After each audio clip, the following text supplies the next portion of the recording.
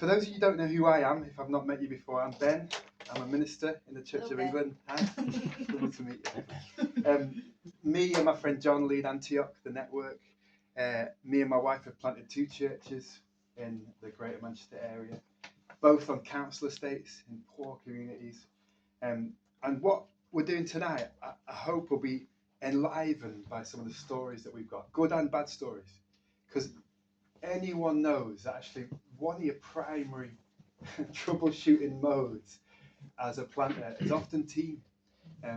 I heard someone just yesterday saying it's not the non-Christians I have a problem with, it's the Christians actually. Often there's so much going on for people who become part of teams. So we're up to this point. Just for those of you who maybe haven't seen this before, this is our method essentially. We have 3 stages of our method. This is the sort of planning stage, this is the pre-launch stage, and then this is the launch stage. And we're here at the moment. We've done all sorts of things like identify leaders, train leaders, find a place, recruit a team, start thinking about how the gospel is going to spread through relational networks. And here we're up to shape the team. So you've all got a document that I'm just going to recap super quick. I'm not going to spend too much time because the presumption here is that you've already read that document, or you will read that document after today. And a few principles that we've written down is as you begin to shape the team. And the stage we're at here is, at this point, you have potential team members on board who are going to become part of this church plan. So I say again, there's a difference between team and helpers. Helpers are people who maybe live around the edge of what you're doing, who are brilliant to have around, but it's very easy to assume that helpers are team when they're not actually. Team are people who are going to shoulder the weight of this ministry. And often team, as you'll hear a bit later on, might just be one other person. But you need team, it's critical. You cannot do this stuff on your own. So you're at that point where you've got a small team gathered. People are starting to understand why it is that we're here, what we're doing with this church plan. And then you're going to start doing things together as a team, basically. This is what shape the team means. And so this first principle is, it's very easy to maybe do a vision evening and cast some vision and gather some people in and get excited on the vision evening. We've done a bunch of those. But doing the vision is much more important than actually talking about it. And this is a really critical stage, shape the team, in setting some culture in your team. And so, as a team, you're going to gather regularly, basically, every week. You're going to worship together, you're going to pray together, you're going to study scripture together, and you're going to become a community together. They're the primary things that you're going to do. And it's important just to get on with it, actually. Just to get on with, start doing it. This step is also called establishing patterns of prayer, worship, and Bible study. You're going to study and obey the Bible. This is a really good place where you're going to set some biblical culture as well, actually, in the team, where people who maybe theologically are different can encounter the biblical culture that you're going to try and create here. And there's other things that's going on here. There's worship, there's prayer, there's eating together. That's how you're best going to do community. Just eat together. That's what we've done in all our church plants. But beyond that as well, mission. Start getting on with mission. Because sooner or later, if you just sit in someone's room doing this stuff without any of this stuff, people are going to start getting confused as to what on earth it is we're doing here. Because we plant a church to reach people, don't we, to make disciples. So you're going to need to start doing some of this stuff. And I'm going to talk about some of the things we've done over the years in this sort of timeline, the season of the church plant where we're shaping the team. So yeah, evangelism, getting on with doing some evangelism. And the best evangelism we've seen in this stage of a church plant is we have 3 categories of evangelism in Antioch. The first category is relational evangelism, so friend on friend, sharing the gospel. Most effective way, by the way, 95, 96, 99% of people come to Christ because a friend told them. Second area is what we call institutional evangelism. So gossiping the gospel on the edge of an activity, so maybe a food bank or some sort of social action project, toddler group maybe. And the third one is cold contact. in this stage, you're probably not going to have much institutional evangelism going on, possibly. You're more likely going to be getting on with some cold contact evangelism and relational evangelism. But getting on with it is really important. Next thing, send some people on Reap. Reap obviously runs once a year. It keeps going. I don't know we're on yet, Pete. I don't know what number we're on. This is probably the ones that we've directly. This is the third at least, maybe fourth. Yeah. So pretty much, we think every single team member has done Reap in Antioch, bar maybe one or two, and actually use the Reap material in those team times as well. Doctrine. This is, like I said before, this is a really important time to set some culture. We are an evangelical network. Now, we're also Church of England, which means that we live in an interesting place, shall we say. But if you like your 39 articles, these are the 2 articles that we look to place in front of people and say, this is who we are. I mean, you read all the articles, they're beautiful. I just read them the other week for some reason. I have no idea why. I just found myself reading them. Scripture is the centre for us, you know. We're not going to do anything that it doesn't say in Scripture. And it's a really important time to ask some of those questions, actually, and make Scripture the centre, as it were, of your team. Next thing to think about, dissolving the launch team. We've seen pretty much in most of our church plants as a network that it's important that the launch team dissolves once you're launched. So why I'm saying that here is because you need to communicate that to the launch team. With our current church plants, we did that. We said, listen guys, you're not going to be the team when we launch. Because what happens is you'll launch a church, and for us we're small churches, so if you are a team of maybe 6 to 8 people, and then slowly people start coming to the church, and so maybe there's 15 of you in the room, suddenly to say, oh guys, thanks for that wonderful service, the team and us are now just going to go and have a little moment over here to plan some bits and pieces. It just doesn't really fit with the way we do church. Now, here's what I'm not saying. Leadership teams are really important, elderships, whatever you want to call them. But we have in our current church, we had a gap basically where we launched the church, the launch team dissolved.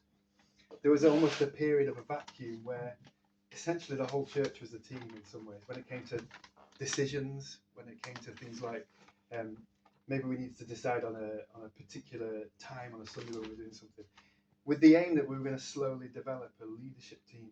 And we've actually just launched our leadership team a few weeks ago in our current church. So that's, again, something around expectations. Diversity in team. This is really important. Ben, could I just ask, because I think it might be useful for us to hear just a bit of clarity on how long was that gap from the dissolving of the launch team to the kind of launching of the church leadership team? Yeah, because there is an overlap. It doesn't just dissolve the first week. That's a helpful question. And for us, it actually dissolved after about 4 to 6 months. There was a period where people knew who the church plant team were, you know, and then we dissolved it after that, basically. Okay. And there's diversity in team links to that. You know, a lot of Christian leaders are well-educated folks, but what we want to do in our churches and what we can actually a little easier do is create space where there is diversity. So it's not just white educated people that are part of that team. So how are we going to do that in terms of communicating, encouraging people? I call it like a holy vacuum, and I'll talk more about that in a minute.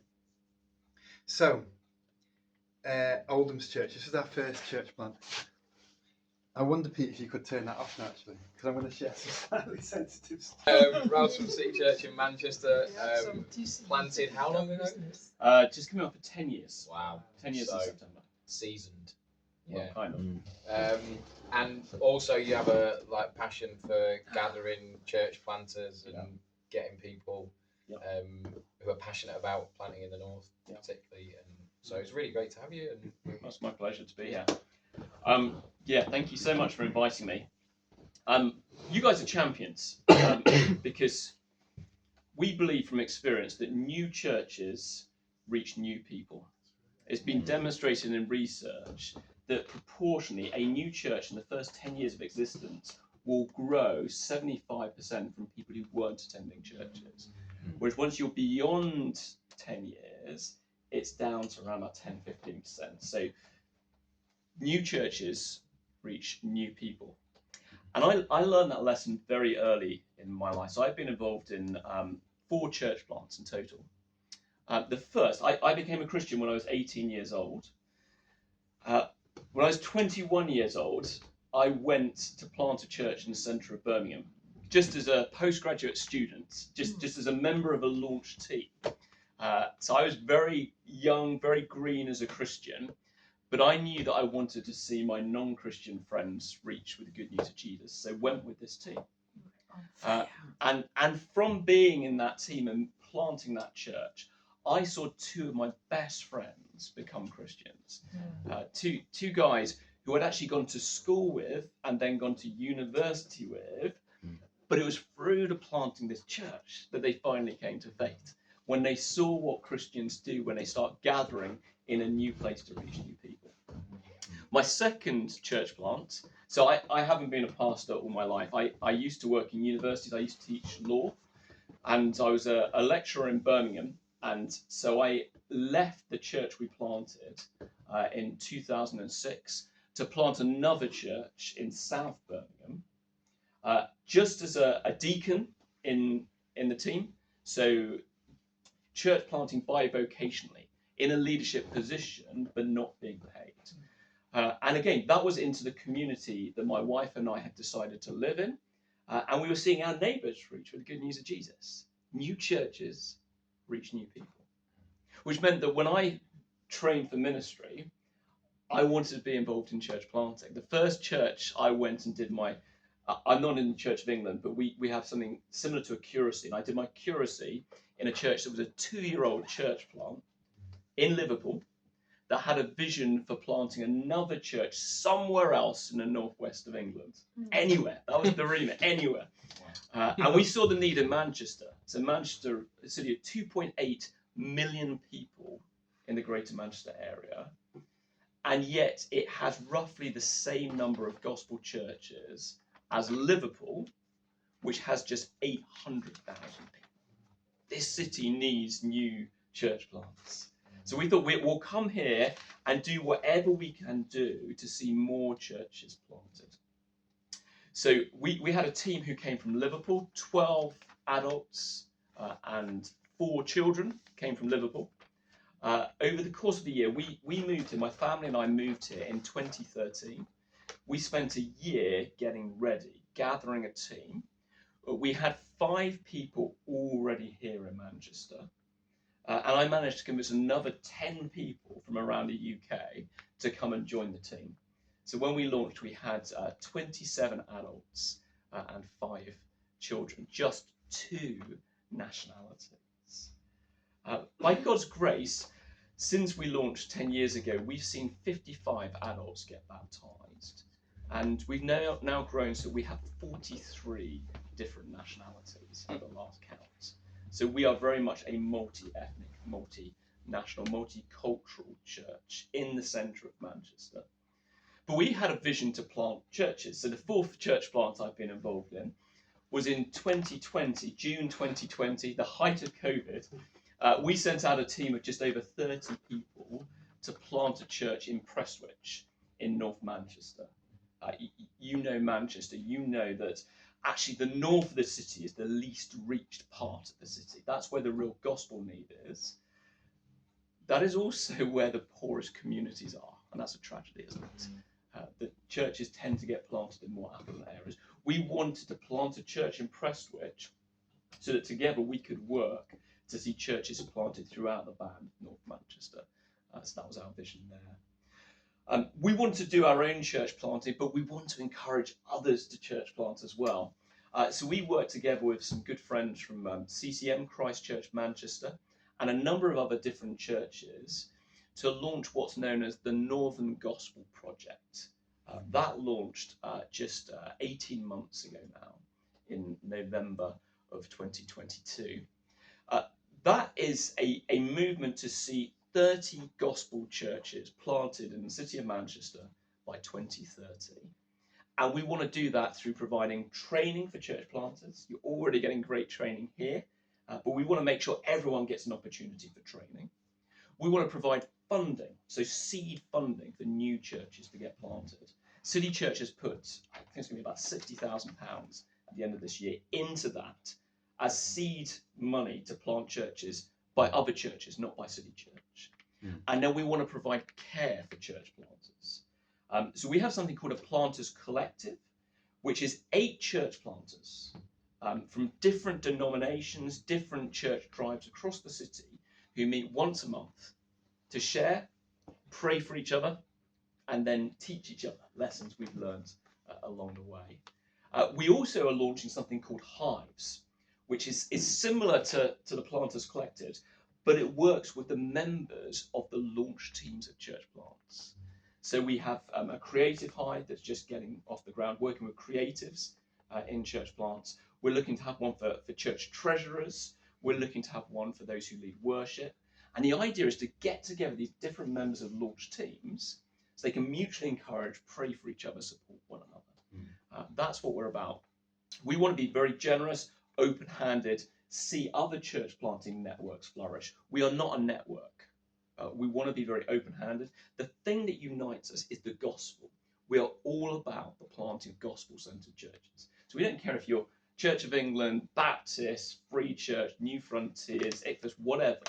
If you want to plant a gospel church, we want to be there to support and encourage you in that. But I wanted to share a little bit, really going off what Ben has shared about how you gather and how you develop a launch team. So I wonder what are the sort of key people you think you need in a launch team for a church plant? Go on, tell me. If you could have anyone in your launch team, who would you have? One who has a vision. One who has a vision, yes. One who supports your vision. Yes. Because the member has to support the leader's vision. Yep. So it has to co-own, like shared vision. Yep. Yep. Yeah. That's important. Yeah. So someone who is going to lead with vision, and then people are going to support the vision. That's so important. Yeah. He has to be committed. Committed, yes. Committed to the vision and committed to service. Yes. Yeah. Ready to go. Yeah. Ready to go. Yeah. What sort of gifts are you looking for in the people that you'd have in your launch team? Prayer. Evangelists, yeah. Brilliant evangelists. Yeah. Serving heart. Serving hearts, yes. Prayer warriors. Servant leadership. Yeah, which is the call on all believers. Yeah. I think, we need intercessors, don't we? We do. In teams. We need those prayer warriors. Yeah. Yeah. What else? People who are prepared to listen. People prepared to listen. Very good. Yes. Yeah. People often jump to people who are ready to teach, but we need people who want to listen and are teachable. And those who can also give sacrificially. Yes. Yes. Of their time, of their talents, Yes. of their finances. Yeah. Yeah. Very good. I had my idea of what a perfect launch team would look like before we planted City Church. I knew exactly what I was hoping God would provide. I knew exactly what I was praying for. But I think the verse is that every church planter needs to have tattooed on their arm are Isaiah chapter 55, verses 8 and 9. This is what it says. For my thoughts are not your thoughts, neither are your ways my ways, declares the Lord. As the heavens are higher than the earth, so are my ways higher than your ways, and my thoughts than your thoughts. When I was in Liverpool, I was sure I knew who I needed to have on the launch team for City Church. It was a guy called Darren. We've been studying the Bible together one-on-one for just over a year. He was a godly, gifted, servant-hearted guy who could teach the Bible. He was married to a lovely lady who was equally gifted, just a picture of hospitality. They both worked as pediatric registrars, which meant that they could give financially to the church plant. He had gone through our church elder, our leadership training program. He was about to be appointed an elder of our sending church, and he said he wanted to go with the launch team of City Church. And I thought, brilliant, yeah, you're first on my list. And then 6 months before we launched, his brother, who wasn't a Christian, tragically died in Canada. It was a suicide. It was awful. And that just really, really shook him. And it was obvious that he and his family shouldn't move with us. So my number one person, the person I was sure God was giving us for the launch team, suddenly couldn't come. God's ways are higher than ours. He had different plans. Let me tell you about two of the key people we had at the start of City Church. One was called Zach. Zach had moved up from London. He'd been at a church that was led by one of my friends. My friend, who was the pastor there, said, yeah, I don't really know where Zach is at. I'm not sure he totally gets biblical Christianity. But he was moving to Manchester, and we thought, we'll see how he does. My expectation was that he would be very much on the periphery of the church plant. But actually, it became apparent once he was in the team, when we started meeting and studying the Bible, that he was just very, very quiet.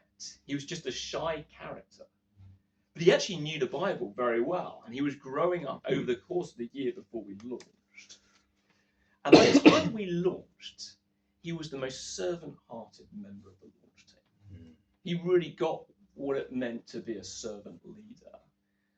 He was one of the first people we appointed as a deacon of the church, and he led our production team until he left to move to France for a job 4 years ago now. The second person is called Hannah.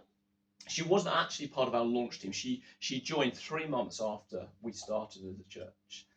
And actually, she'd been at a number of different churches in Manchester. She was a third-year student. And I spoke to the pastor of her previous church, and he said, she's never going to stay. And he could have been right. But actually, Hannah had a gift for just connecting with absolutely anyone. It didn't matter what country they were from, what culture they were from. She would speak to them, and they would love speaking to her. So she was a connector in the early days of the team of City Church, which meant that we were able to bring in people from lots of different ethnicities, different cultures, because that is who God gave us. God knows who to give. Yeah. And we need to be open to what he is doing and who he gives us. We do not know best. But we need to be careful. I think Ben's warnings were really, really helpful. One of my good friends, this guy called Steve Casey, who planted a church on an estate in South Liverpool in Speke. And he has a rule that people must live in Speke if they want to be part of the church. And because he was quite well known nationally, lots of people came to Speke while they were living in other parts of Liverpool. And he said that they'd come once, he'd go up to them after the service, say, thank you so much for coming. Are you planning to move to Speke? They'd say, no, we're quite comfortable actually in Egbert. And he'd say, well, thank you so much for coming. Please don't come again. That's right, though. I think if you're planting into those communities, you are not willing to live in those communities and have a really incarnational ministry, that is a problem. It is right to have requirements for what you're looking for in people to join the launch team. Let me just run through a few things to consider. The first thing you need to consider has to be character. You need people of godly character. Now, Zach, at the start, perhaps didn't know his Bible that well, but he grew very quickly because he was bearing the fruit of the Spirit. Does that make sense? You're looking for character. That always has to be your primary consideration. Is this someone who is bearing the fruit of the Spirit? Is this someone who is genuinely seeking to grow up in their faith? If they are, then that's great. Secondly, think about their motivation. Think about their motivation for joining the launch team. Now, there are lots and lots of different motivations for planting a church, and none of us have pure motives. Even the lead planter. If you think you have pure motives, you are lying to yourself. You don't know quite the depth of our sinful hearts. The glorious good news of the gospel is that God the Holy Spirit sanctifies our impure motives. But one of the ways he does that is by our self-examining, and you need to examine the motives of those who are joining your launch team. Here are some motives to look out for. Okay, number one motive to look out for is desire for a small church. Now, I say that cautiously with you at Antioch because you're all about planting small churches. But the sort of small churches you are looking to plant are churches that multiply, aren't they? So what you want is someone to join your launch team who wants to be part of a small church that sends out people, that multiplies. You want them to be willing to go. So if what they're looking for is a smaller church than they currently are in, so they feel more comfortable, then that is a big problem. Okay, because they will not want to multiply, they will not want to send, they will not want to go. Does that make sense? I think this is particularly something you need to be cautious for because you're all about planting smaller churches. And that is a good thing. We need churches of all sizes. But look out for the reason why they want to be part of a smaller church. Secondly, be very wary of people who are unhappy at their previous church. And that's why they want to be part of your launch team. If you have people like this, make sure you come and speak or phone the pastor of the church they were previously at. There may be very good reasons why they're leaving, okay? But you need to know those. It's a courtesy just to speak to the pastors of churches they've left, but it will do you a huge amount of good. I did that with all the people who were joining, and it saved me some pretty awful people who could have joined.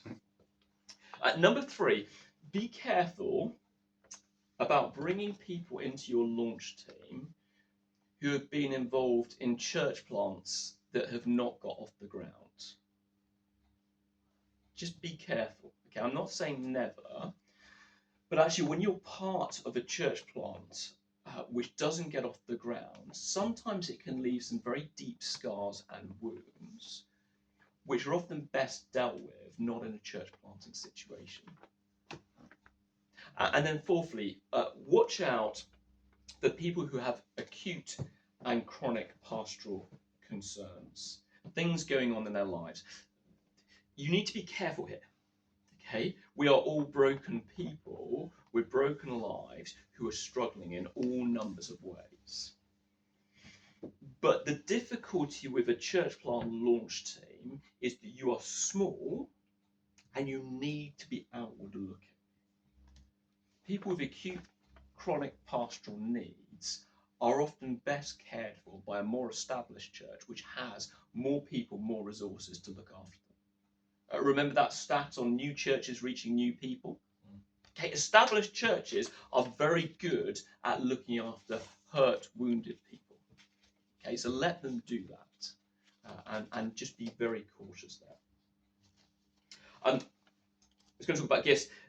You need a whole lot of different gifts in a church plant. Can I just flag up one that I think is really important? You need to have someone who is very safeguarding aware. Okay, I'm sure you already have safeguarding procedures in place, but you need someone who has an eye on safeguarding, because church plants are very attractive grounds for people who would look to abuse other people. Whether that be abusing children, adults at risk of abuse, or whether it be abusing people spiritually. So have someone in your team you've identified who has a keen eye on safeguarding issues. Let me just tell you a few things about what we did to develop a core team, a launch team rather. Number one, okay, do not forget to do this. Remind them of the gospel again and again and again and again and again. The gospel is what has saved us. We believe that the gospel is the way into the Christian life and the way on in the Christian life. We believe that it shapes everything we do, who we are, and how we interact with one another. So there is nothing better to do with your launch team when you start up than work through one of the Gospels in the New Testament. But we did that over the course of the first year before we launched, and it was just incredibly formative for us as a launch team. At the end of every Bible study, this was something that I got from a friend of mine, I always ask the same question. When you're at the school gate tomorrow morning, when you walk into the office tomorrow morning, when you walk out your door and you see your neighbour and they ask, what did you do yesterday? How are you going to respond? And the challenge was to think of a way to talk about what we did the night before in the Bible study that was salty, unexpected, and would potentially open up a gospel conversation. What we were doing in those Mark's gospel studies was making sure we were clear on the gospel and then encouraging us to think about how we share that with our neighbours, our colleagues, our friends. Secondly, make sure you lead with vision. Make sure you lead with vision. You have a really clear vision as the Antioch Network, and you need to reinforce that again and again and again. Because there will be many people who try to join your launch team who will have their own vision for what the church is about. And unless you are clear on what that is, you will get derailed very, very quickly. I've got loads I can say. I'm going to just do one more. Make sure you train them in ecclesiology. Again, you have an ecclesiology as the Antioch Network. Okay, we have different ecclesiologies, and that's okay. But people need to know the church they've joined and what their expectations should be. Don't be ashamed of that. That is a good thing, and make sure you teach that clearly. So, teach the gospel again and again. Teach people to be evangelistic. Reinforce your vision. Teach ecclesiology. I want to leave time for questions. That's it from me.